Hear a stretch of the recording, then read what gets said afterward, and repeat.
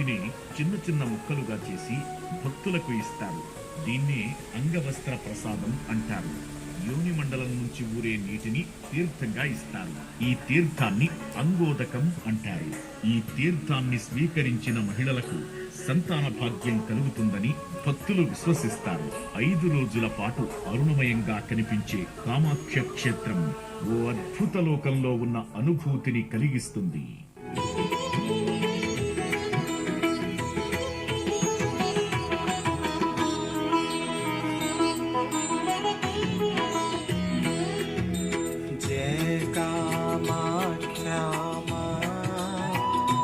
मैया जय कामाख्या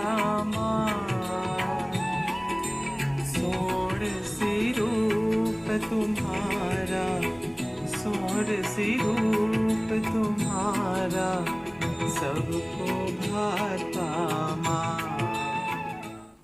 దేశవ్యాప్తంగా గోహటి చేరుకోవడానికి అన్ని రకాల రవాణా సౌకర్యాలు ఉన్నాయి. వీలైనప్పుడు ఆ తల్లిని తప్పక దర్శించండి. కామరూపిణి విఖ్యాత హరిక్షేత్రే సనాతని యోనిముద్రా త్రిఖండేసి మాసే మాసే నిదర్శిత. వీక్షించారుగా కామాఖ్య వైభవాన్ని, అమ్మ రహస్యాన్ని. ఎప్పుడైనా ఈశాన్య భారతానికి వెళ్ళినప్పుడు కామాఖ్యాదేవి క్షేత్రాన్ని దర్శించడం మర్చిపోకండి. ఆ తల్లికి అలంకరించిన వస్త్ర ప్రసాదాన్ని పొందడము మర్చిపోవద్దు. మరో ప్రత్యేక కార్యక్రమంలో మళ్ళీ కలుసుకుందాం. అంతవరకు సెలవా మరి. నమస్కారం.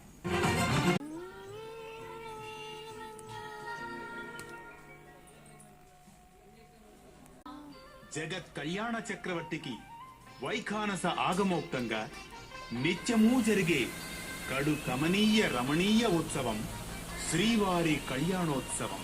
హరి పేరాతనికి హరిణే క్షణవు నీవు కరిగా చెదాను నీవు కరియానవు సరి జలధి సాయి జలధి కన్యవు నీవు బెరసి మే ఇద్దరికి పేరు బలమొకటి కళ్యాణమమ్మ.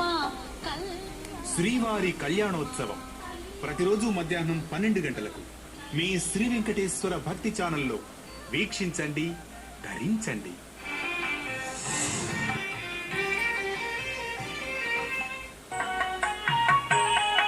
శ్రీవారి కళ్యాణోత్సవం సమర్పిస్తున్న వారు కారమైన ఒకే ఒక్క ఆకారం.